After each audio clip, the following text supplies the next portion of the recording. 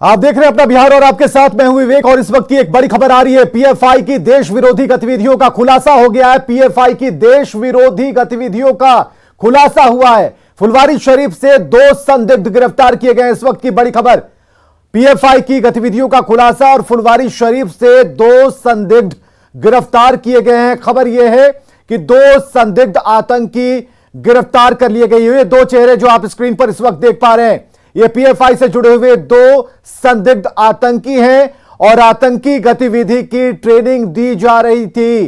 पाकिस्तान बांग्लादेश से फंडिंग हो रही थी। भारत को मुस्लिम राष्ट्र बनाने की साजिश चल रही थी। गांधी मैदान ब्लास्ट के आरोपी का भाई दे रहा था ट्रेनिंग। तो कुल मिलाकर ये तस्वीरें बहुत खास है। बड़ी खबर के तौर पर किस तरीके से पीएफआई अपनी जड़ों को मजबूत कर रहा था, भारत के एक कोने से शुरू हुआ, ये अब बिहार में किस तरीके से इसने अपनी नींव रखी और कैसे काम कर रहा था। हालांकि गुप्त सूचना के आधार पर 2 संदिग्ध गिरफ्तार किए गए हैं, जिनके चेहरे इस वक्त आप देख पा रहे हैं। 2 संदिग्ध आतंकी गिरफ्तार किए गए हैं और भारत को मुस्लिम राष्ट्र बनाने की साजिश के तौर पर इसे देखा जा रहा है। हालांकि जांच जारी है और यह बताया जा रहा है कि पाकिस्तान बांग्लादेश से फंडिंग की बात भी सामने आ रही है। पिछले 7-8 दिनों से हमें ये सूचना हम लोग को प्राप्त हो रही थी कि नया टोला नहर पे एक पर्टिकुलर मकान में कुछ लोगों के द्वारा देश विरोधी और विशेषकर समुदाय विरोधी कार्य किया जा रहा है। और 11 तारीख को हम लोगों ने रात में रेड किया तो वहाँ पे 2 व्यक्ति मिले, मोहम्मद जलालुद्दीन जो रिटायर्ड सब इंस्पेक्टर हैं झारखंड पुलिस से, और अथय परवेज जिसके बारे में अभी तक जो सूचना प्राप्त हुई है वो सिमी के पूर्व सदस्य रहे हैं। और संजय हमारे साथ लगातार जुड़े हुए हैं। संजय, 2 संदिग्ध आतंकी की गिरफ्तारी हुई है, लेकिन जो प्रोफाइल इस वक्त पुलिस बता रही है, इन दोनों की प्रोफाइल, उनमें से खास की जो प्रोफाइल बताई जा रही है, ये कैसे हुआ, कैसे ये मोल्ड हुए, कैसे पीएफआई के सदस्य बने, क्या कुछ पता चल पाया है? ये देखिए, बिल्कुल काफी चौंकाने वाला खुलासा और पटना पुलिस ने इसका खुलासा किया। अतहर परवेज जो है, इसका भाई, ये पहले से भी सिमी से रिलेटेड था और इसका भाई जो है वो कई आतंकी गतिविधियों में संलिप्त रहा है। 2001-2 में जब सिमी को प्रतिबंधित किया था, बिहार में कई आतंकी घटनाएं हुई थी। और मोहम्मद जलालुद्दीन, चौंकाने वाला नाम है ये, झारखंड पुलिस का ये रिटायर्ड सब इंस्पेक्टर है और राष्ट्रीय स्तर के पीएफआई और एसडीपीआई के जो सक्रिय सदस्य हैं वो भी भाग लेते रहे हैं इनके नेतृत्व में। और इन बैठकों में सांप्रदायिकता, देश विरोधी जहर जो है वो उगली जा रही थी।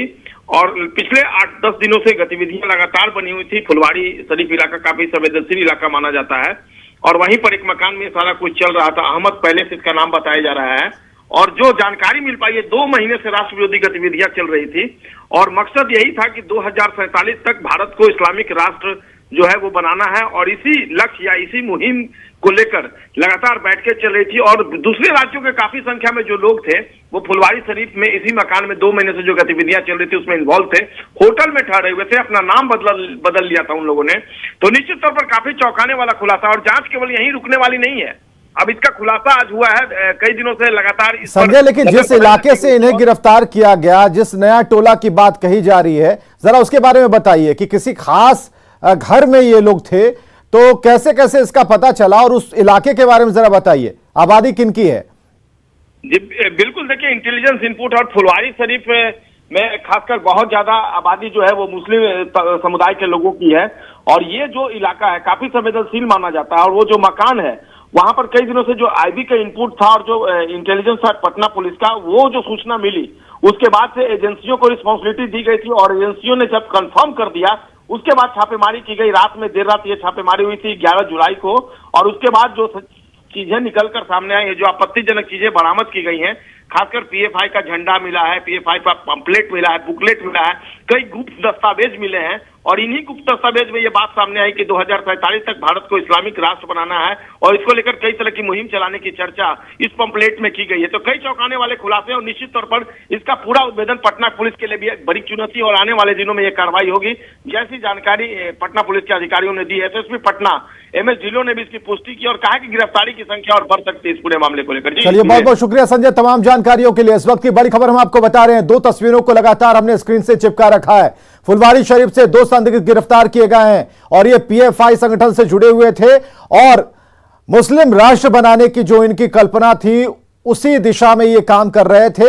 हालांकि इनकी अवधि ज्यादा लंबी थी और ऐसे में जो इंटेलिजेंस की इनपुट थी उसके आधार पर जब कार्रवाई की गई तो ये लोग पकड़े गए हैं। और सबसे बड़ा सवाल ये कि झारखंड पुलिस में पूर्व पुलिस अधिकारी रह चुका है एक व्यक्ति और ऐसे में इसकी संलिप्तता कैसे हुई, तो ये अब पुलिस के लिए समझना अब जांच का विषय है। हालांकि जैसा कि संजय बता रहे हैं कि अभी और गिरफ्तारियां होनी इस पूरे मामले में बाकी हैं।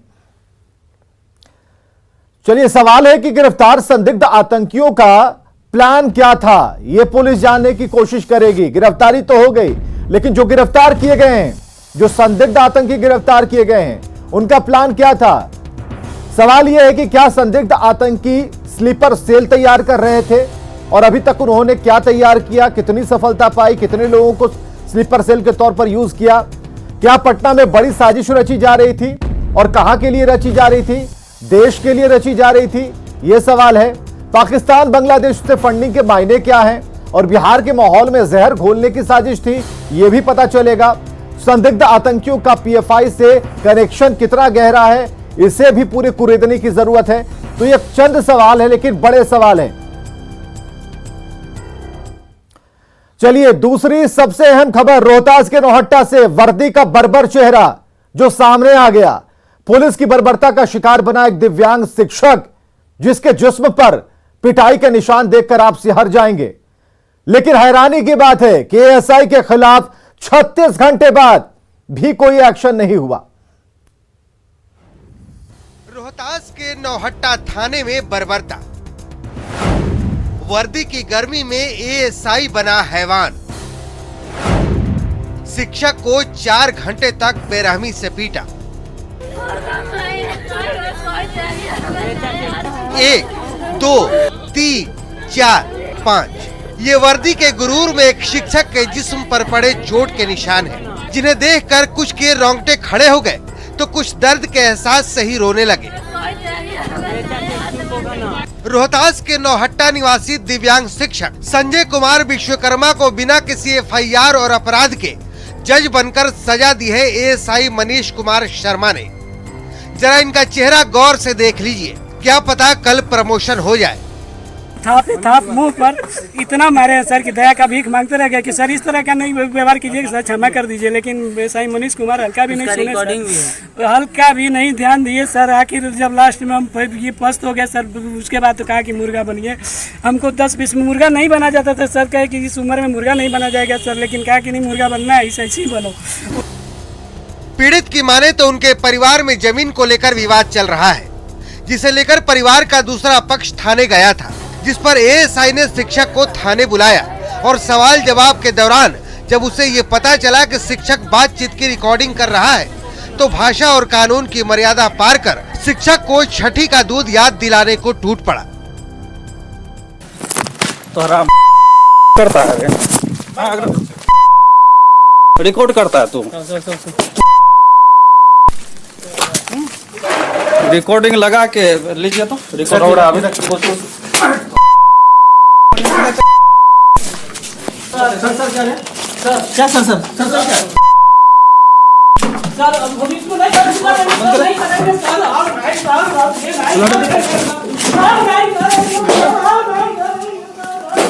फैशन बना लिया है, रिकॉर्ड करेगा तू, रिकॉर्ड करेगा। हैरानी की बात यह है कि घटना मामला आला अफसरों के संज्ञान में पहुंच चुका है, फिर भी एएसआई मनीष कुमार शर्मा पर कोई एक्शन नहीं हुआ, जिसे लेकर स्थानीय लोगों ने थाने का घेराव किया, जिनकी मांग है कि एएसआई को न सिर्फ फौरन सस्पेंड किया जाए बल्कि उसके खिलाफ एफआईआर दर्ज कर कार्रवाई की जाए। न्यूज 18 के लिए सासाराम से अजीत कुमार की रिपोर्ट। और एक और बड़ी खबर है लखीसराय से, जहां भारी मात्रा में विस्फोटक बरामद किया गया है। 15 किलोग्राम विस्फोटक बरामद किया गया है। नक्सलियों के ठिकाने पर छापेमारी की गई और कई सामान मिले हैं। 15 किलो विस्फोटक, इसके साथ वॉकी टॉकी और कई आपत्तिजनक सामान। कजरा के पहाड़ी इलाकों में यह छापेमारी हुई थी और एक बड़ी सफलता हाथ लगी है। तो लखीसराय से यह बड़ी खबर, जहां 15 किलो विस्फोटक बरामद किया गया है और ये तस्वीरें हम आपको दिखा रहे हैं लखीसराय से बड़ी खबर के तौर पर, जहां नक्सलियों के ठिकाने पर छापेमारी हुई है और छापेमारी में विस्फोटकों का जखीरा तो बरामद हुआ ही, वॉकी टॉकी समेत कई ऐसे सामान थे जो नक्सलियों के लिए थे। उन्होंने अपने यूज के लिए वो सामान रख रखे थे छुपा कर। तो कजरा के जो पहाड़ी इलाके हैं वहां पर छापेमारी की गई और ये सामान जो हथियार मिले हैं वो हम आपको दिखा रहे हैं। इसमें अत्याधुनिक हथियार भी हैं, वॉकी टॉकी भी हैं और कई सामान जो कि नक्सली यूज करते हैं। 15 किलोग्राम विस्फोटक बरामद हुआ है और एक बड़ी कामयाबी के तौर पर इसे देखा जा रहा है। राकेश कुमार हमारे साथ, हमारे सहयोगी। राकेश, क्या जानकारी मिल पाई है, क्योंकि एक बड़ी कामयाबी के तौर पर इसे देखा जा रहा है, अभी भी क्या सर्च अभियान जारी है? देखिए, एसटीएफ और एसएसबी को यह सूचना मिली थी कि जोनल कमांडर परवेज दा और प्रवक्ता अरविंद यादव समेत सुरेश कोड़ा काफी संख्या में कजरा के पहाड़ी इलाकों में आके रुके हैं और किसी बड़ी घटना को अंजाम देने में जुटे हैं। इसी सूचना पे एसटीएफ और एसएसबी और लखीसराय की स्थानीय पुलिस सर्च ऑपरेशन चलाया, जिसके दौरान हालांकि देखिए पुलिस को देखते ही नक्सली जो है परवेज दा, अरविंद यादव समेत सुरेश कोड़ा और कई हार्डकोर नक्सली जो मौजूद थे पुलिस को देखते ही भाग निकले। लेकिन जब पुलिस वहां पे पूरी तरह से सर्च ऑपरेशन चलाया तो काफी संख्या में विस्फोटक, बाकी टोकी और लाल झंडा जो कि नक्सलियों का झंडा होता है वो 100 की संख्या में बरामद की गई है। तार वहां से मिला है और कई बाकी टोकी। सबसे महत्वपूर्ण बात जो सामने आया कि 4 बाकी टोकी भी वहां से बरामद किया गया है। तो लगातार देखिए जिस तरह से पुलिस कार्रवाई के बाद नक्सली बैकफुट पर थे, तो इसी दौरान आज जो पुलिस को सूचना मिली थी कि परवेज दा इस इलाके में पहुंचा है और किसी बड़ी घटना की तैयारी में जुटा है। इसी सूचना पे जब सर्च ऑपरेशन चलाया गया तो पुलिस को यह कामयाबी मिली है। जी चलिए, बहुत बहुत शुक्रिया तमाम जानकारियों के लिए। बिहार में लाल आतंक का लगातार प्रहार जारी है। गया औरंगाबाद के जिन जंगलों में नक्सलियों का जमावड़ा रहता है वहां लगातार सर्च ऑपरेशन जारी है। सुरक्षा बलों के अभियान में AK-47 से लेकर आईडी और मैगजीन से लेकर कारतूस तक बरामद हुए। सवाल यह है कि इतनी भारी मात्रा में हथियार और विस्फोटक नक्सलियों तक पहुंच कैसे रहे हैं।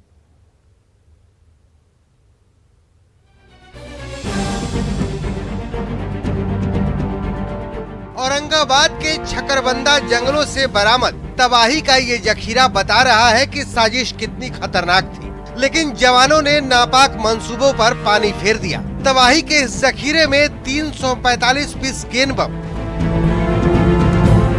3 सिलेंडर आईडी, 300 मीटर कोर्डेक्स तार, 1 एयरगन बरामद किया गया है। छकरबंदा के जंगल में सर्च अभियान चला रही कोबरा और जिला पुलिस की टीम ने बंकरों में छुपाकर रखे गए विस्फोटकों के जखीरे को बरामद कर लिया। सुरक्षा बलों की लगातार तीसरे दिन ये तीसरी सफलता है। इधर गया औरंगाबाद के सीमावर्ती जंगल और पहाड़ी क्षेत्रों में AK-47 हथियार की बरामदगी हुई है। भारी संख्या में AK-47 के कारतूस भी मिले हैं, जैसा कि आपको तस्वीरों में दिख भी रहा है। माना जा रहा है कि बरामद AK-47 सुरक्षा बलों से लूटे हुए भी हो सकते हैं। हालांकि इसकी जांच अभी जारी है। के हरदिया पहाड़ी क्षेत्र जो लुहुआ थाना अंतर्गत पड़ता है, वहाँ पे कुछ नक्सल हलचल का, नक्सल गतिविधि का कुछ सूचना मिला था, जिसके चलते वहाँ पे एक ऑपरेशन शुरू किया गया, जिसमें एक AK-47 राइफल बरामद हुआ है। उस सर्च ऑपरेशन में 2 मैगजीन बरामद हुए हैं और AK-47 के 250 लाइव राउंड्स और एक मैगजीन पाउच जो दिख रहा है आपको सामने, वो बरामद हुआ है। जाहिर है गया औरंगाबाद के जंगलों में 2 दिन पहले भारी संख्या में आईडी बम बरामद किए गए थे, जिसे डिफ्यूज कर दिया गया था। तमाम हथियार गया और औरंगाबाद के सीमा वाले जंगल पहाड़ के इलाके से मिल रहे हैं। मतलब साफ है, नक्सली पहाड़ और जंगल को अपना पनाहगाह बना रहे हैं। सवाल है कि नक्सलियों को आईडी कहां से आपूर्ति हो रही है, नक्सलियों के पास इतनी मात्रा में विस्फोटक कहां से पहुंच रहे हैं। औरंगाबाद से संजय सिन्हा, गया से एलन लीली और दिल्ली से शंकर आनंद की रिपोर्ट। पटना के पत्रकार नगर थाने में एक ड्राइवर ने ही अपने मालिक के घर से 50 से 60 लाख के गहने और 8 लाख रुपए कैश उड़ा लिए। दरअसल घर के मालिक परिवार के साथ तिरुपति घूमने गए थे। इसी दौरान ड्राइवर ने पत्नी के साथ मिलकर चोरी की वारदात को अंजाम दे दिया। चोरी के आरोप में पुलिस ने ड्राइवर और उसकी पत्नी को गिरफ्तार किया। हीरे और सोने के गहनों के साथ कैश भी बरामद हो गया। और यह घटना उन लोगों के लिए सबक है जो बिना छानबीन किए ड्राइवर या नौकर रख लेते हैं। और गैस एजेंसी के व्यवसायी हैं श्री अनुज कुमार, और वो अपनी फैमिली के साथ में तिरुपति गए थे घूमने के लिए। जब वो लौटे हैं तो उन्होंने पाया कि उनका तिजोरी लॉकर का सारा जेवरात और काफ़ी भारी मात्रा में कैश जो है वो गायब है। तो हम लोगों ने क्या किया कि शंका के आधार पर उनका जो ड्राइवर है जो उनके साथ कई सालों से है, संजय कुमार, उनको गिरफ्तार किया। और संजय कुमार की जब गिरफ्तारी के बाद जब उनसे पूछताछ किया हम लोगों ने, तो उन्होंने बताया कि उनका कुछ ज़मीन यहाँ पर खाजे कला में है। वो चाह रहा था कि मेरे ज़मीन पर 2-3 कमरे का मकान बन जाए और एक गाड़ी खरीद लें, अगर 50-60 लाख रुपए कहीं से मिल जाए वो। जेडीयू के वरिष्ठ नेता और राज्यसभा सांसद वशिष्ठ नारायण सिंह को दिल्ली एम्स में भर्ती कराया गया है। उन्हें एयर एम्बुलेंस से पटना से दिल्ली लाया गया। पूरी खबर बता रहे हैं दिल्ली से सहयोगी अमितेश सेन। जेडीयू के वरिष्ठ नेता और राज्यसभा सांसद वशिष्ठ नारायण सिंह को दिल्ली एम्स शिफ्ट किया जा रहा है। जेडीयू के राष्ट्रीय अध्यक्ष ललन सिंह ने भी मुलाकात की थी। सबकी तरफ से ये कहा गया था, सुझाव दिया गया था, क्योंकि वशिष्ठ नारायण सिंह को तबीयत उनकी काफी गैस्ट्रो की समस्या है, उसके अलावा एसिडिटी भी है, तमाम इश्यूज हैं, जिसके चलते उनको यहाँ पर दिल्ली लाया जा रहा है, दिल्ली एम्स में शिफ्ट किया जा रहा है। अभी सीधे इमरजेंसी में जा रहे हैं और इमरजेंसी के बाद उनको तमाम जो डॉक्टरों की टीम पहले से मौजूद है उनकी जांच करेगी और गहन जांच के बाद उन्हें शिफ्ट किया जाएगा। आगे देखना है कि किधर प्राइवेट वार्ड में या कहां शिफ्ट किया जाता है। लेकिन फिलहाल सभी नेताओं के सुझाव के बाद, डॉक्टरों की सलाह के बाद यहां दिल्ली एम्स में शिफ्ट किया गया है वशिष्ठ नारायण सिंह को। कैमरामैन अंकित के साथ अमितेश, न्यूज 18 दिल्ली। उत्तर प्रदेश के मुख्यमंत्री योगी आदित्यनाथ बक्सर जिले के सिमरी प्रखंड के छोटका राजपुर गांव पहुंचे, जहां उन्होंने यूपी के परिवहन मंत्री दयाशंकर सिंह के दिवंगत पिता के चित्र पर माल्यार्पण किया। दयाशंकर सिंह ने कहा कि वे योगी आदित्यनाथ के आभारी हैं कि वे यहां तक पहुंचे। कि इस अवसर पर मेरे पिता को यहाँ आकर के उन्होंने उनके आत्मा को शांति के लिए वो आकर के जो उन्होंने जो कार्य किया है, मैं इसके लिए आजीवन ऋणी रहूंगा। सावन के महीने में हरी चूड़ियों की डिमांड बढ़ जाती है। कल से सावन की शुरुआत है और इससे पहले ही चूड़ी की दुकानों में भीड़ लगने लगी। कोरोना की वजह से 2 साल तक बिक्री कम हुई, लेकिन इस बार चूड़ी की दुकानों में रौनक दिख रही है। गोरी कलाइयों पे हरी हरी चूड़ियों के गाने आपने कई सुने होंगे, लेकिन अभी आपकी कलाई गोरी हो या काली, हरी चूड़ियां आप पर जरूर भाएगी, क्योंकि महीना सावन का है और सावन के महीने में हरी चूड़ियों का महत्व ही इतना बढ़ जाता है कि दुकानों में भीड़ लगने लगती है। सावन की शुरुआत होते ही दुकानों में हरी चूड़ियों की डिमांड बढ़ गई है। दुकानदार भी खुशी खुशी जो हरी चूड़ियों के जो सेट्स हैं अलग अलग वैरायटी के दुकानों में लगाए गए हैं, क्योंकि सावन में हरी चूड़ियों के पहनने का विशेष महत्व होता है। सावन का महीना भोलेनाथ का होता है और ऐसे में हरी हरी चूड़ियां लंबे और अच्छे सुहाग के लिए खासकर सुहागिन महिलाएं पहनती हैं। कई मान्यताएं भी हैं। कुछ महिलाएं हैं जो शॉपिंग कर रही हैं। क्या खरीदने आई है? हरी चूड़ी? हाँ, हरा चूड़ी खरीदना है। ऑब्वियस सी बात है, सावन का महीना स्टार्ट हो गया है, तो ऑब्वियस सी बात है हम लोग अपने अपने भोलेनाथ के लिए पूजा भी करेंगे, सावन में व्रत भी करेंगे, तो उसके लिए हम लोग का मतलब है कि हर चीज़ हरा हरा होना चाहिए। हरा हरा हरियाली होता है ना, तो वो सावन का स्टार्टिंग हम लोग पहला इसी से करते हैं, हरी चूड़ियों से। आप भी अपने भोलेनाथ के लिए ये चूड़ी खरीद लिया आपने? जी, ये सावन का महीना है। हाँ। और ये तो भोलेनाथ का महीना है। और हम लोग अपने पति के अखंड सुहाग के लिए हम लोग सावन के महीने का व्रत भी करते हैं। और चूड़ियाँ तो सुहाग का प्रतीक है। महीने में काफी सजा संवरा जाता है, भगवान को प्रसन्न किया जाता है और अपने पति की लंबी आयु के लिए सोमवार का व्रत भी करते हैं।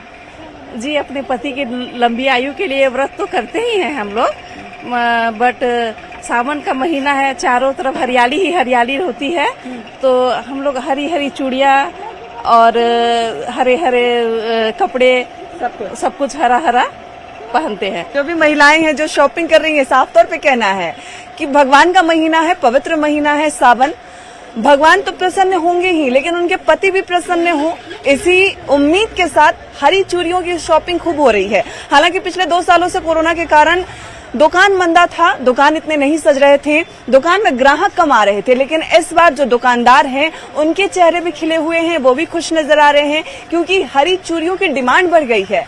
सावन की अभी तो शुरुआत है और हरी हरी इतनी चूड़ियों की बिक्री हो रही है। अभी पूरा महीना बाकी है, जैसे जैसे महीना आगे बढ़ेगा इन चूड़ियों की बिक्री और बढ़ेगी, क्योंकि सावन में हरी चूड़ियों का जो महत्व है वो सभी जानते हैं और यही वजह है कि सभी सावन के महीने में हरी चूड़ियां जरूर खरीदते हैं और पहनते हैं।